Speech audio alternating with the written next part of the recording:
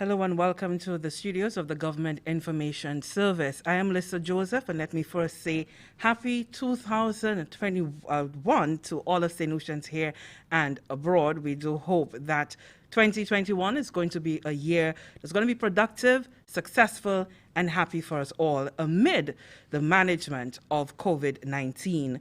We are back at the Information Command Center, and we're discussing the reopening of the school year, if you will. We know that we're into the second term of the academic year.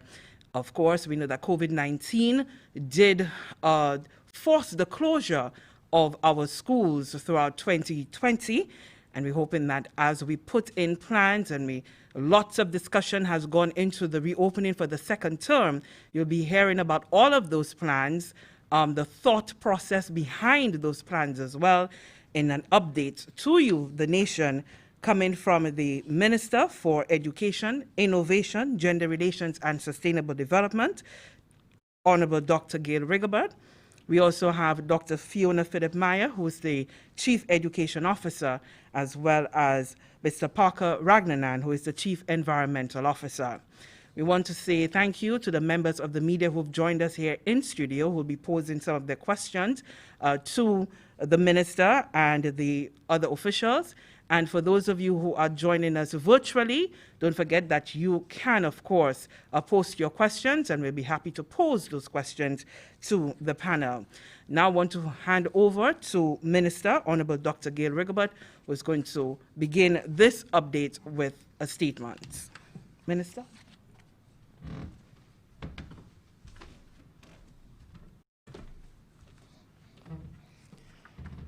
Thank you, Lisa. Happy New Year, St. Lucia.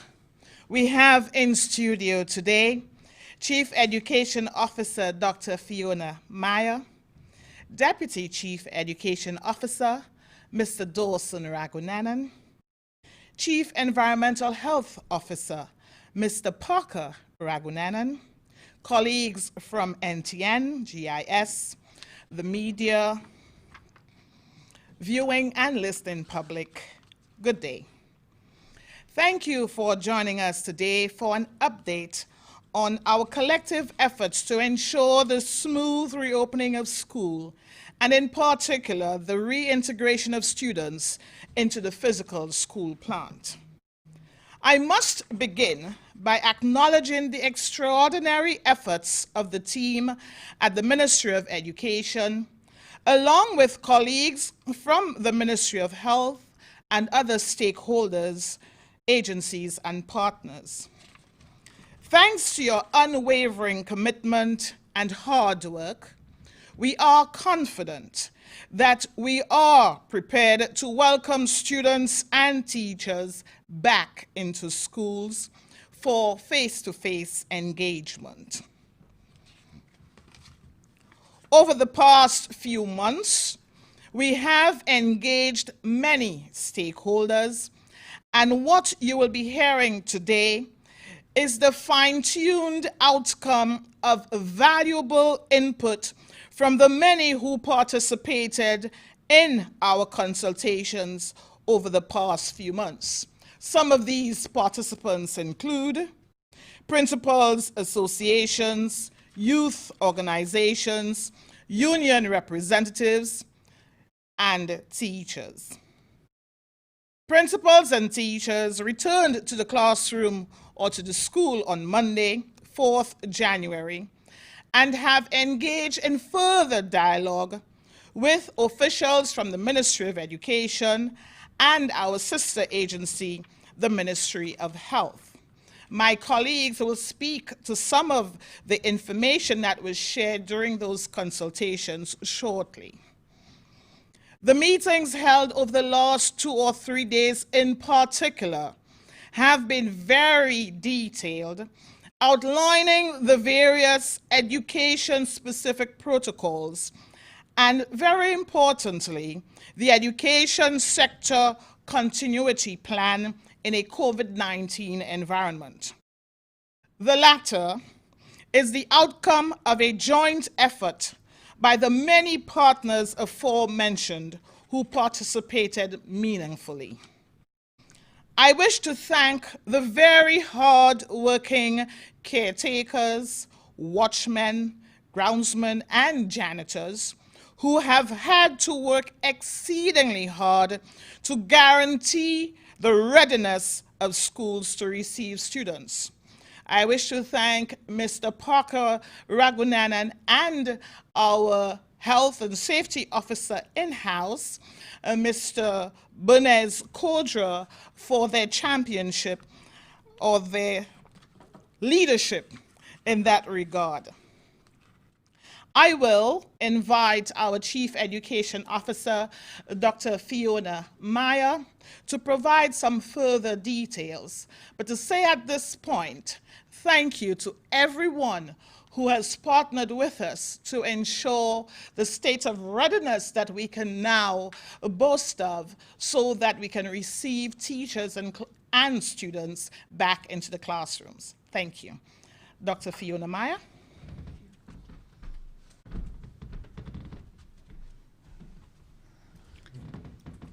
Thank you, Madam Minister.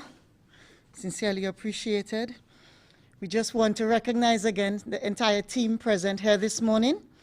And in a particular way, in a very special way, I want to recognize Mr. Dawson Ragunanan, who is the Deputy Chief for Instruction, always on the ball in terms of supporting the instruction and its effective teaching and learning strategies. Dr. T.C. Rigabat is responsible for the Department of Education, Innovation, and Gender Relations. We are sincerely appreciative of the stewardship and leadership as we continue to charter the way forward in very uncertain and fluid times. We want to also thank Dr. Sharon Belma George, who has taken time out to always be with us and to be supportive of us in both a formal and informal manner to look at the reopening and the safe return of all stakeholders. Mr. Parker Ragnana is with us this morning. He was with us yesterday throughout the day, engaging our stakeholders. For that, we sincerely extend our appreciation. To our viewing public, to our parents, we note that it is an anxious time, but we also want to inform you that when we have information, credible information, we are better placed to ensure a safe reopening for all stakeholders. Not only our students, our teachers, our administrators, everyone. So that's what we've done. We were privileged to have reopened in September, having done a lot of groundwork in preparation for the new academic year. Unfortunately, we ended in October as a precautionary measure because we really wanted to look at the health and safety of our students. We are now better placed to look at the science of what is happening with this COVID-19 pandemic, having been told that the COVID virus has been around for many years. But now that we have better information and with the guidance of the Department of Health, we can move forward. In the last couple of months, we've looked at a specific document that is called the Education Sector Continuity Plan for schools in St. Lucia, and it speaks to all educational institutions. Our early childhood centers, our primary schools, our special ed schools, our secondary schools, and even our tertiary institution. So it speaks to and had the involvement of all stakeholders in the completion of that document. And we want the general public to know that this document is in addition to our guidelines that we had already put forward. We also have the OECS Continuity of Learning Plan. We have WHO supporting document, and we also have UNICEF documentary to support the reopening of school. We were privileged to have had our principals, our teachers come back in on Monday. We thank God for that. Our schools were abuzz with action. Our teachers came back, and by all accounts, most people are very pleased to be back at school, and we're looking at whatever other issues we need to deal with as systematically and effectively as possible. We were very happy to note that the general public is very much aware that the students return on the 11th. I think every child, every parent can answer that question, so we've done our job well in that regard.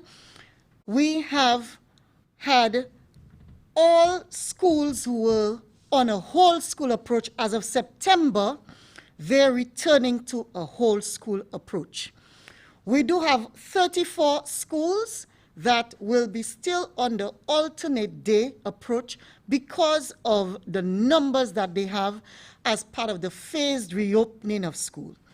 But what we've endeavored to do is to ensure that all of those students in those 34 alternate day schools get at least 3 days of face-to-face instruction, complemented by online presence and a virtual learning platform.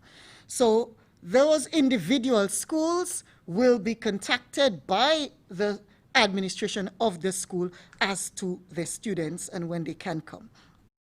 Important for the public to note is that where possible, we have endeavored to ensure that all students of kindergarten, grade 6 and Form 5 return for as many face-to-face days as per the cycle.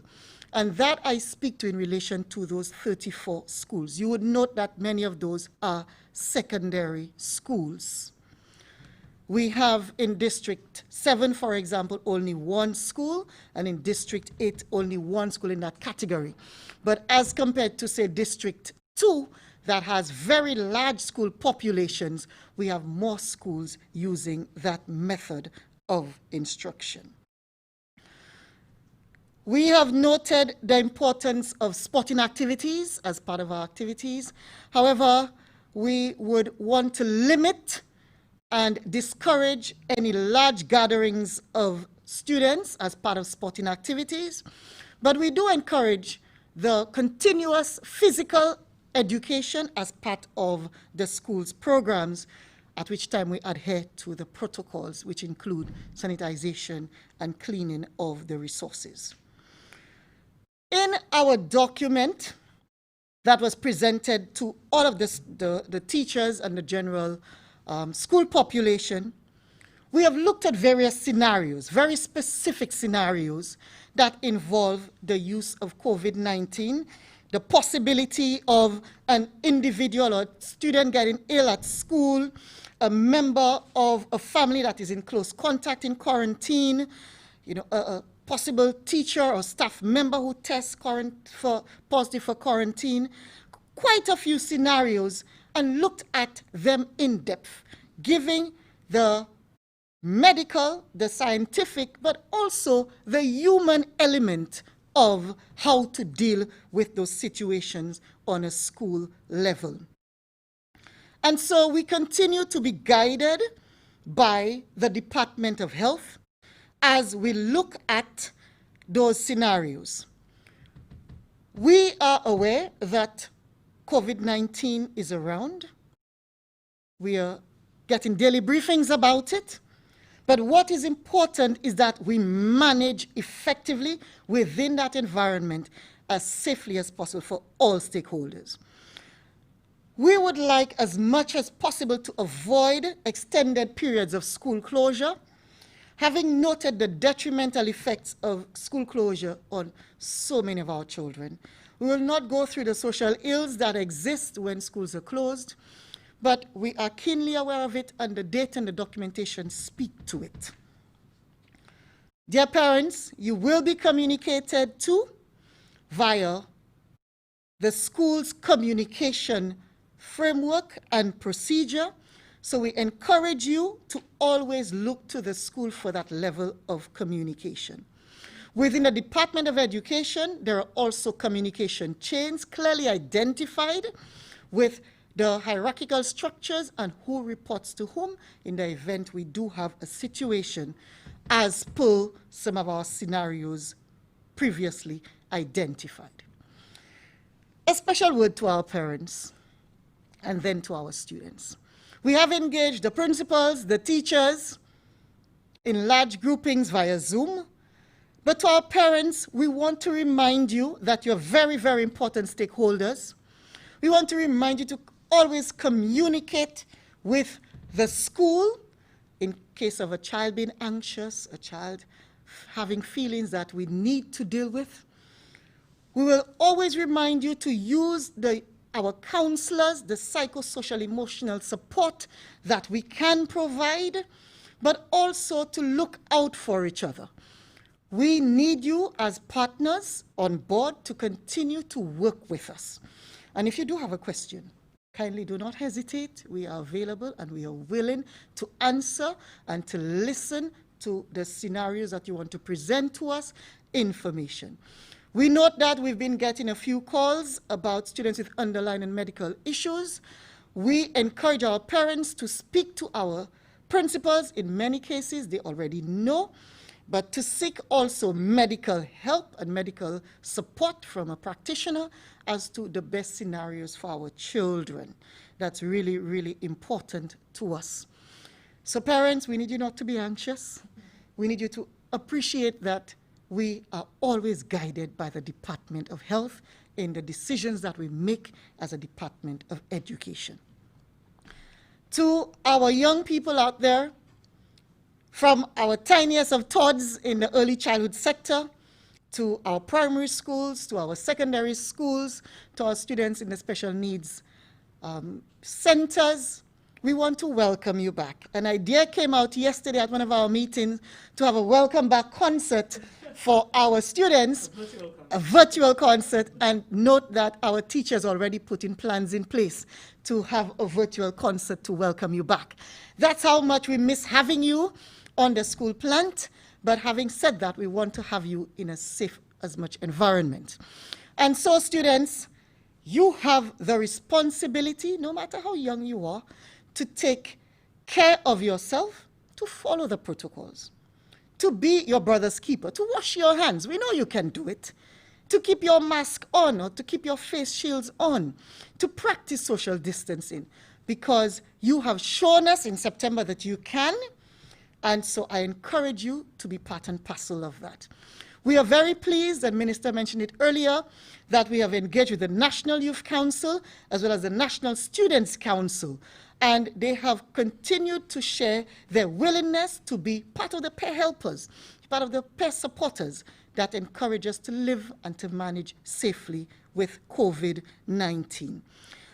We have all of the precautionary measures in place as we move forward to hopefully a safe environment for all of our students, a happy environment for all of our students. We will continue to do a lot of our record management of individuals, visitors coming into our school and educational settings. So, dear visitors, dear parents, if you ask to take your temperature, if you ask to limit your visits to the schools, kindly work with us. You know, individuals, other stakeholders coming in. This is all part of our safe return to the physical setting that will be complemented in some cases by virtual and online learning. We are available to continue listening to you and answering your questions thereafter. But at this juncture, I want to invite the Chief Environmental Health Officer, who has been a key partner in the formulation of guidelines as per our return to the school setting, Mr. Packer Ragnan. I thank you.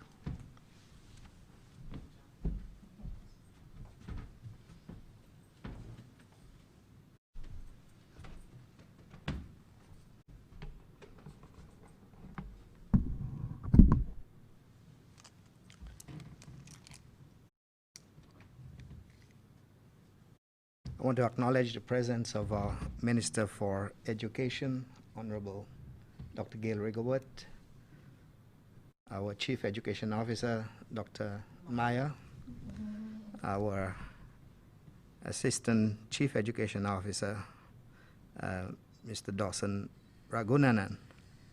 Certainly, the Ministry of Health looks forward to our continued working relationship and partnership with the Ministry of Education. We recognize that we are all in this together, and hence the reason why we are adamant that we can make it work. However, for it to work properly, all hands must be on board. As we look at the school-specific protocols, there is need for us to look at each individual school on an individual basis because the circumstances change from school to school. We talk about the physical environment. We talk about the physical infrastructure.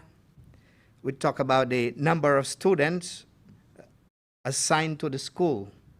And these all makes it different on a school basis. And therefore, we believe that one size does not fit all. And that is the reason why we continue to encourage our partners at the Ministry of Education, and especially those responsible for the schools, the principals, to look at ways of making it work. Some of the protocols that have been clearly established and have proven to work when it comes to COVID-19 goes back to what is basic and yet difficult. I mean, the issue of wearing a face mask, it's simple to carry a face mask. It's another thing to be able to wear a face mask and wear it properly. Many a times we found persons having the face mask, but it is not worn properly, so it defeats the purpose why you're wearing it in the first place. A face mask ideally must cover the nose and the mouth, and hence wearing a face mask properly is important to protect yourself from inhaling any contaminant that may be out there, and also to protect others by what you exhale, and hence the reason for the face mask. We continue to advocate not just for the wearing of face mask, but in the school environment, there may be need to wear the face shield as well, because we recognize that the environment may not always lend itself appropriate to just face mask, but face shields can be worn. And we encourage teachers on a classroom basis to be able to determine appropriate times where there can be a break from wearing a face mask if there is need for that. And therefore we call it the mask breaks. And that has to be worked out at the classroom levels. We also would encourage, indeed, where students, because of underlying condition, may not be able to keep a face mask on all the time, that you look at the visors, the face shields, yes. We have seen that a lot of preparation have gone into the reopening of school, especially for last term. We want to continue to encourage schools to keep that momentum going and continue that preparation. And therefore, we want to ensure that there is a certain level of supplies that are available for hand washing and hand sanitization. These are important. We would like to see that hand washing stations are adequately equipped, and that is, there is soap, there is adequate water, and hand drying device, as well as adequate garbage collection facilities within the spaces. So it's important to have adequate hand washing stations within the school environment. We encourage that hand sanitizers be placed at strategic locations throughout the school, and therefore, indeed, assessments would have to be done to determine the best places to have these sanitizers located so that maximum use can be gained from them. It is important for surfaces, the buildings, the floors, the desk, the classrooms, to be adequately cleaned and sanitized on a daily basis. So we expect that there's going to be intermittent disinfection that takes place. However, at the end of a full day of school, we expect that there's going to be a full-scale cleaning and disinfecting exercise that takes place. And as part of that, we encourage schools to educate the cleaning personnel, the janitors and so forth, as to how to use the disinfectants and the cleaning agents is important to know. We also encourage schools to develop a very clear cleaning schedule. Who is to clean, where they're to clean, how it's to be cleaned, so that everybody is guided. And therefore we have an effective cleaning and disinfecting exercise taking place within the schools. We recommend that for cleaning and disinfecting, that there are one of two or both solutions that can be used. One is sodium hypochlorite, and that is 5,000 parts per million. Generally, you find sodium hypochlorite in household bleach, or ethyl alcohol, 70% alcohol can be used as well. And there may be areas where you cannot use bleach, but you may be able to use the alcohol, and that has to be determined as well. As far as our classrooms are concerned, we are looking at ways to improve ventilation within the classrooms. And it means that if there are windows, to try as best as possible to keep these windows open. If there are louvers, keep them open. Ensure that there is a constant exchange of air and there's adequate airflow within the classroom setting. If there are some buildings that are air conditioned, then we need to ensure that these rooms are adequately aired out. And as well, there are no difficulties using air conditioning as part of a building.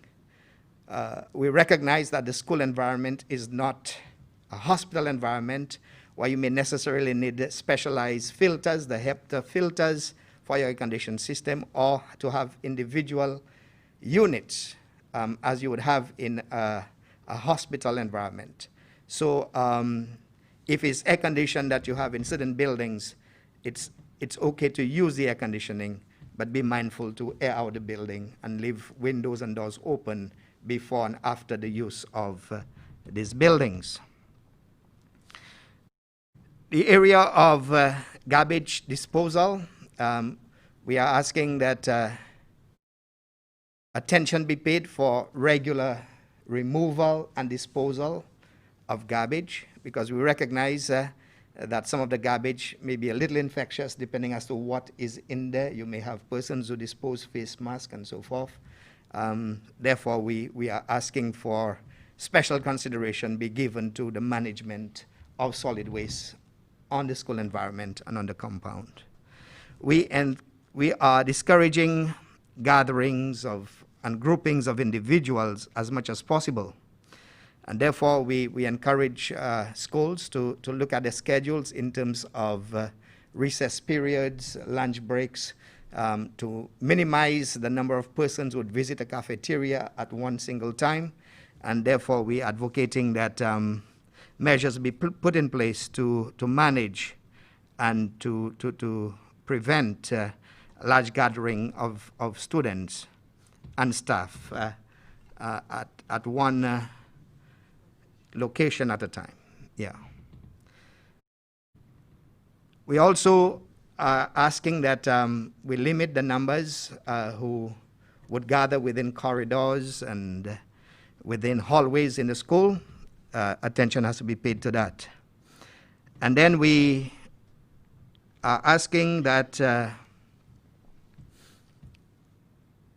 students and teachers pay particular attention to sitting arrangements within the school. And therefore, we are encouraging students to sit in their usual sitting space and use the desk that is assigned to them. And we do not want people roaming about to and from within schools. We are also asking of the teachers to ensure that there is space provided, and we're looking at a minimum of 3 feet seating arrangement between each child. And therefore, we are asking for that to be done as much as possible. We recognize that there may be situations where the 3 feet may not be available, depending on what is done. In these instances, we are recommending that the protective measures be heightened. So the use of face mask, the frequent hand washing and hand sanitizing these are important because as the risk increases, so does the measures to control and prevent the spread of COVID-19 must increase as well. When it comes to transportation, we have had several meetings with the National Transportation Council. Discussions have been had with them, not just at looking at school students, but looking at the general public because they provide a service to the general public. We know presently that the number that is approved for a bus with a seating capacity of 15 to carry is 10. So 10 is the approved number that a bus can carry at this point in time. The bus driver as well as the occupants of the bus must wear face masks. Bus drivers have been encouraged to provide sanitizing solutions so that persons coming on the bus can have their hands sanitized. And we continue to encourage our bus drivers to ensure that they have sanitizing solution on hand for sanitizing purposes. In some instances, I know that the association have looked at the possibility of procuring the temperature scanners and to be able to do temperature scan of persons coming on board. We would surely support such an initiative at the Ministry of Health. However, we want to continue to encourage our drivers, bus drivers, and the whole minibus sector to pay regard to these protocols and to observe these protocols. We continue to work closely with other agencies, such as the police department, to enforce these measures. However, we are hoping that the day is coming when there's going to be self-enforcement, that persons would be adequately sensitive to the needs and to the risk, and therefore do what is right. And so we encourage all our bus drivers to do as is required and what is approved and acceptable at this point in time. So these are just some of the protocols that I wanted to touch on. And at this time, we thank you. And if there are questions, we'll feel free to try to respond as best as possible. Thank you.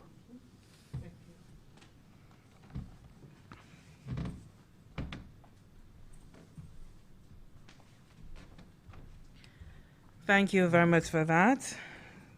The Chief Environmental Health Officer there, Parker Ragnanan. Thank you so much. We also heard from Dr. Fiona Philip-Meyer, who's the Chief Education Officer, and Minister, Honorable Dr. Gail Rigobert. We want to now go to questions from the public as well as the members of the media joining us virtually. And we do have Ms. Nelsia Schalmine of Choice Television in studio with us. Nelsia, I'm sure you have some burning questions that you want to pose, so please feel free. So just indicate to whom you are directing the question. If it's an open question, then either one of the members of the panel can take it. Good afternoon, Lucia. To either member, I have spoken to the president of the National Association of Early Child Care Providers, who said that they felt left out of consultation processes. Is that something that you can address, please? Either one of you. Chief?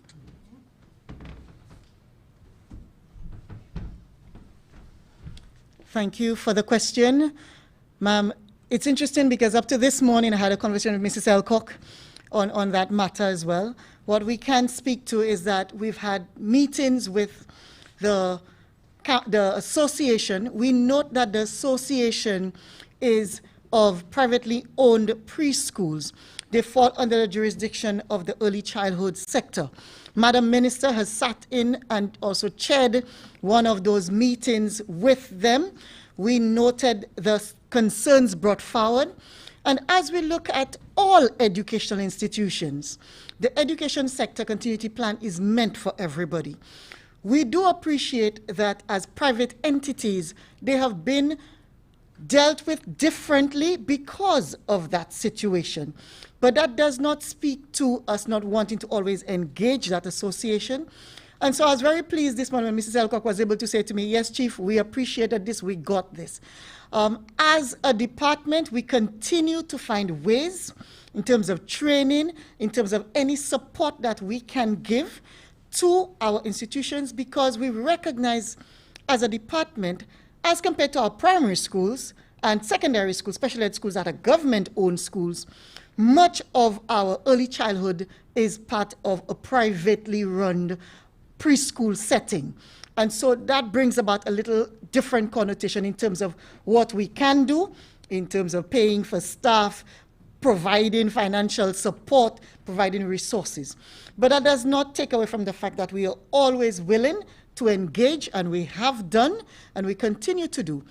And a special appeal also from the Department of Health that the Chief Medical Officer has also extended the invitation to even have a one-on-one with only early childhood practitioners should there be a need.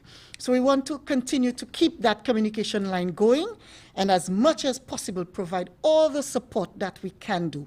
There is never an intention to leave out any sector, because we go above and beyond to make sure everybody is included. But if in an instance they have felt that way, we continue to say we can move forward and improve upon that in that manner on their behalf and our behalf as well. Sticking with special sectors within the education system, have any provisions been made for special education schools where teachers sometimes have to aid students with eating and moving about and using the bathroom? Yes. How do we maintain protocol? Yes, and we note that through the Office of the Special Education Officer, that being Mr. Dale Saint-Gis, special protocols have been designed for the special schools. We have five of them on island, and the engagement has been done one-on-one with them.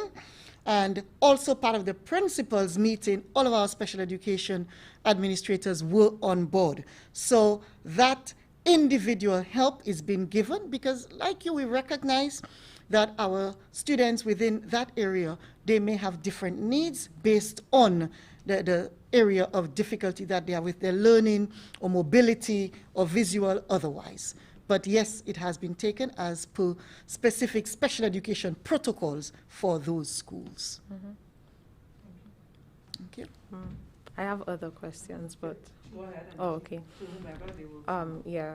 I think one of the biggest public concerns has been, why are we opening school in the midst of growing case numbers? So I don't know, Minister, if there's any justification that can be provided for that.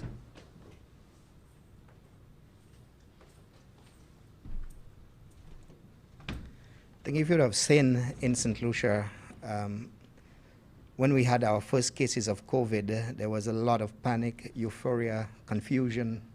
We really did not know what to expect. And hence there were certain decisions that were taken very early. You remember the country being closed down, our schools being closed and so forth.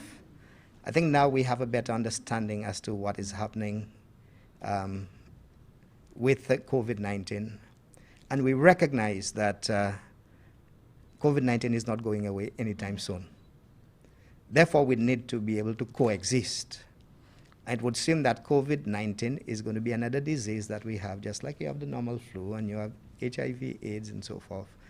And it means that we have to be ready to manage COVID situations. I think as a country, we've done tremendously well in terms of our level of preparation, both at a Ministry of Health, and if we look at our respiratory clinics, there are respiratory clinics available. We are also being guided by international agencies such as the WHO. And therefore, even as we see the cases are increasing, we believe that we have a better hold on the COVID situation at this point in time. And therefore, we want to encourage that our students return to school, our teachers return to school. We want to encourage parents to send their children off to school. One of the things that we've been seeing is even with our students being out of school, many times they are not within a protected environment. They are out there on the streets. You see them in groups, you see them on the beach, and they are exposed as well. And so the question really is the exposure at school. How much more exposed would a child be at school as compared to not being at school? And so we think that the risk is minimal, And hence, there are different plans that we have come up with, jointly with the Ministry of Education, to looking at whether there should be an outbreak in one of our schools, how it is managed, how do we deal with that situation. Worldwide, we are seeing that children are less affected by COVID-19. And even when they contract the disease, their symptoms are milder than older persons. So the risk is much less for children. And hence the reason why it is important for us to return to the classroom. I know some of us who have children who are at school have had difficulties and challenges, and it's been across the board.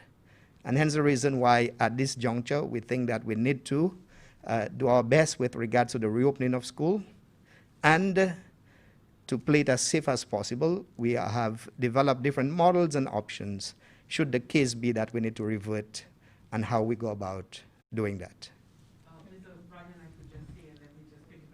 What Nelsia asked. We did have the example, the experience with the Castries Comprehensive Secondary School.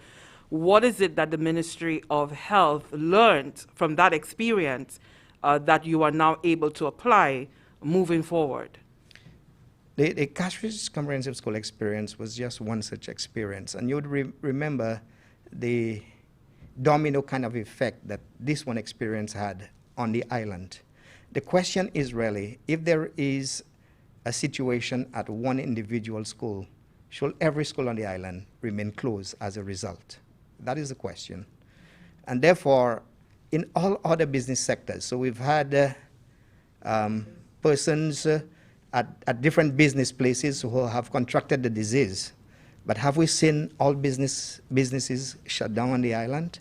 So we need to look at it very, very carefully and take very strategic approaches in terms of how we do things. The other thing is that we are asking as much as possible for us not to stigmatize and to discriminate. And that is very important. Sometimes we've heard about persons talking about a contact of a contact of a contact. So you're not even living with that person, but because you're a family member, you are singled out as being a potential contact. At the Ministry of Health, we have fine-tuned our contact tracing capability. And like I've said, we have improved significantly on our state of preparedness.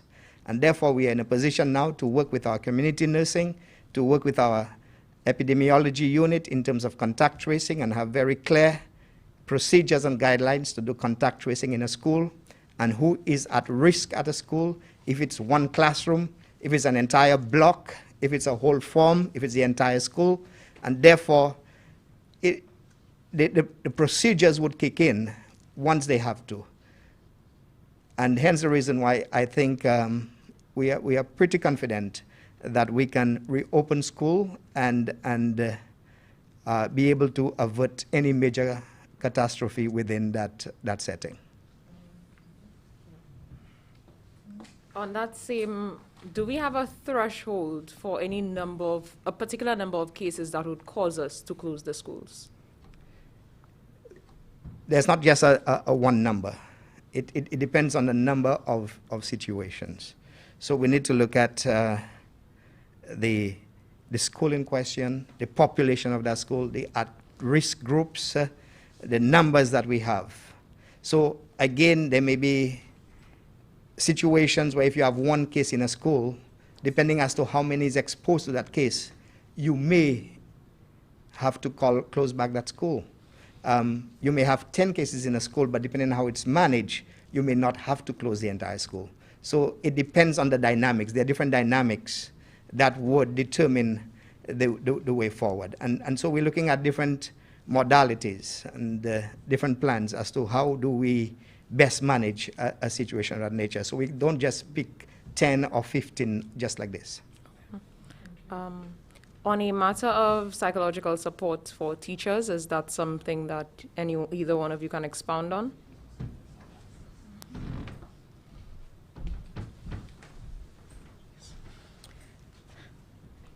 I appreciate the question about psychological support for teachers, but we speak about psychological support for all of our stakeholders likewise, our teachers, our administrators, our support staff, our students. In our education system, we have school counselors, school guidance counselors, headed by a guidance and counseling team. We have our district counselors as well as our secondary school counselors. And those individuals are charged with the responsibility of supporting the students on or at the school plant. Similarly, we also have, through the Department of Health, we have also been given extra support for any psychosocial and emotional needs that any one of our colleagues may want to bring forth. And up to yesterday, that was reiterated, and that support system happens for our guidance and counseling team, headed by Mrs. Eugene, who is responsible for the entire nation. So we just want to ensure that should any one of our colleagues, any one of our teachers, any one of our parents feel that a child needs support, that is available. And it is available both through the Department of Education, also for the Department of Public Health as well as the Department of Education. Sorry, I said Education, Health and Wellness. So all of these are available to us. What we do want to encourage is that people actually speak up and use those services effectively. Thank you. Thank you for that. We do have a question coming in virtually from Ms. Janika Simon. What is the educational recovery plan being rolled out for the students' return? Having had such an uneven rollout for the distance learning content, how are we going to manage on the national level, remediation, etc., and to get learners back on track? So specifically, what plans are in place for national and regional examinations? How advanced are discussions in this regard? And how soon will information be disclosed to parents? Thank you very much for that question. Yes, thank you very much for that question. And this is one of the areas that we are really focused on, because we understand that our students have lost so much. They have been out for a while. We've had the distributed learning approach, where they've been using the online modality, also limited face-to-face instruction. And so we recognize that our students have lost quite a bit. The intention, though, is for us to ensure that they're able to make up for all of those lost times. And so one of the things we're looking at right now is we're working on an academic recovery program for our students. It is a program that is going to look at the various gaps. It is going to look at the various weaknesses, and so that we can ensure that we are able to meet and that we're able to put measures in place so that we can meet the needs of the students. The thing about it is starting off right now, but we are encouraging, and we're going to be working with our teachers, and we're looking at the extent to which we can provide special programs for our students, especially for the online modality. Looking at ways in which we can provide experiences for our students, and I'm talking about extra experiences, not just in the classroom, but when they leave the classroom, we want to provide them with those opportunities. So we have the academic recovery program. We are also allowing persons, if they would have lessons, they would need to do lessons at their schools. That is another area, but again, following the protocols. Again, ensuring that all protocols are followed, looking at safety of the students as the main priority. So again, it is something that we are working on. We are working with our CAMDO officers, that's our curriculum officers, to find ways to bridge that gap, because we recognize that our students have lost. Again, we're looking at the examinations. And again, looking at the examinations, looking at what the students have done and how the examinations would match the instruction in the classroom. So that is always important, because that determines the validity of the examinations. So we will continue to work with them and ensure that we can meet the expectations. Thank you. Thank you very much for that, Mr. Raghunanan.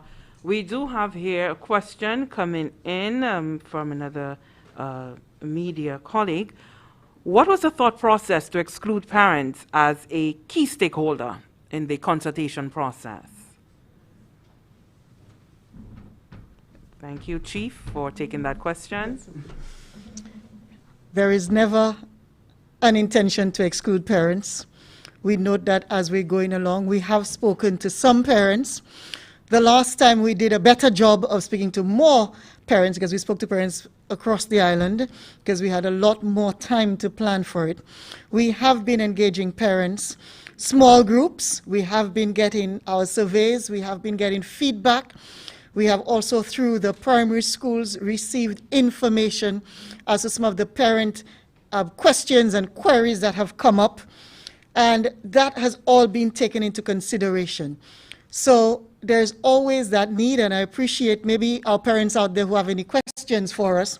This is another opportunity to engage them. Should they have those questions, we are available. Through the schools provision team, our phones have been busy with our parents calling and asking various questions, and we've made a time to speak to them. Through the Office of the Education Officers, we've dealt with situations one-on-one, depending on, the questions about repeating classes, the questions surrounding CXC examinations. So there's always this engagement with parents as individual families, but as well as small collective groups. So we remain committed to that communication chain continuing. And as I said, should there be any parent who has a query, feel free. We are available to support and to give guidance as best as we can. Thank you, Chief. Just if we can just continue there on from the same media associate who is also a parent.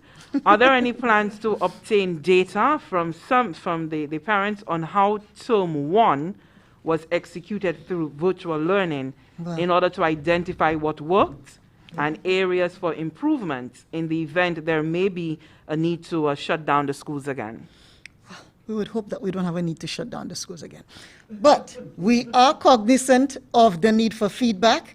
In fact, it's interesting, this parent may be reading our minds because the survey is being put together as we speak. We had already looked at some of the questions. We wanted to keep it short, up to 10 questions, but encompass all the various aspects so that nobody feels like they're copying this long survey and they will not do it.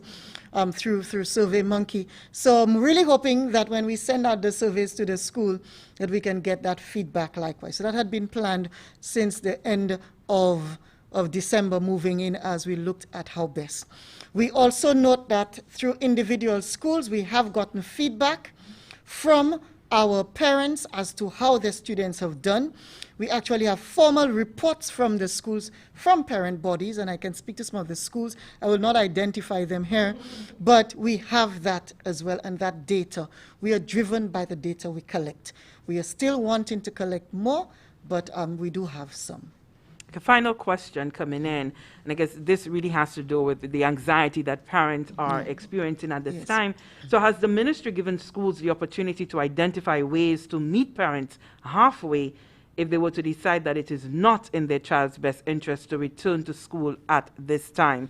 So I suppose homeschooling, we're making provisions for that? When we speak about homeschooling, we have had up to yesterday a total of 16 families that have applied for homeschooling.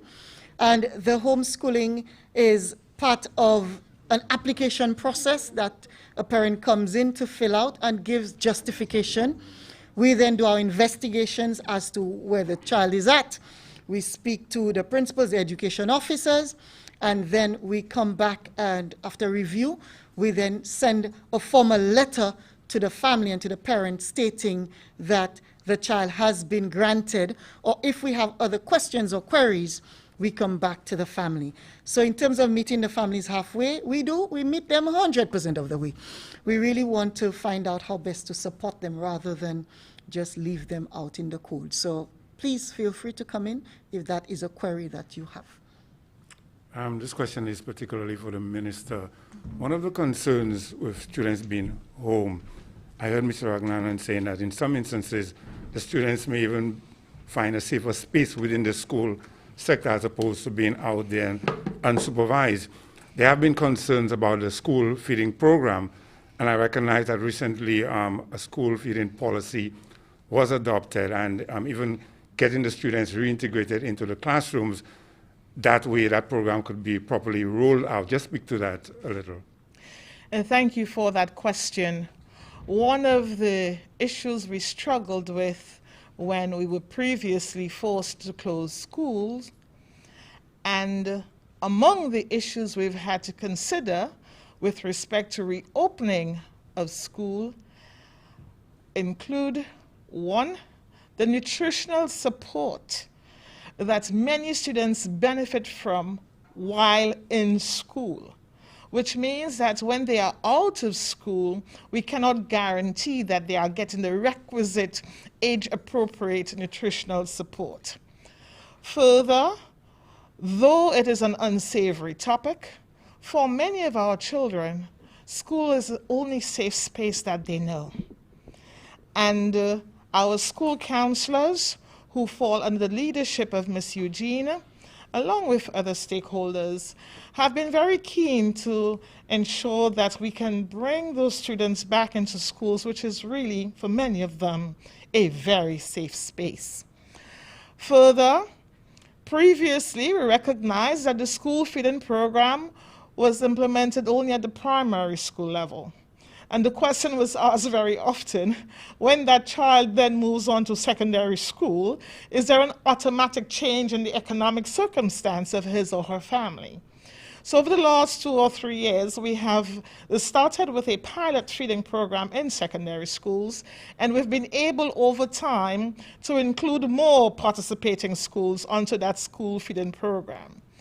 I'm elated to say that we are now informed by a scientific, technical school feeding policy in school feeding policy, which means that thanks to the partnership of Ministry of Health again and people like Ms. Hunt, for example, we've been able to speak to the nutritional content of that which we share with students in school. We've addressed the issue of sugars as well, artificial sweeteners, and what that means for our students. So to put it briefly, we're grateful for the new school feeding policy. 2, that we are mindful of the extended or expanded need, especially given the economic challenges that families now face, many of who would have been displaced by COVID-19 through the loss of their jobs. And so we have to double our efforts to meet children who perhaps previously had no need to be on a school feeding program, but may very well have to be entertained and catered for moving forward, precisely because of the new economic situation that their parents have found themselves in. So I wish to thank those who've participated, and thank you so much for the question. Thank you so much, Minister, for that. And this is where we come to the close of our update to the nation pertaining to the opening of the second term of the academic year 2020-2021. On behalf of all of us here at the Government Information Service, I am Lucia Joseph, signing off until next time.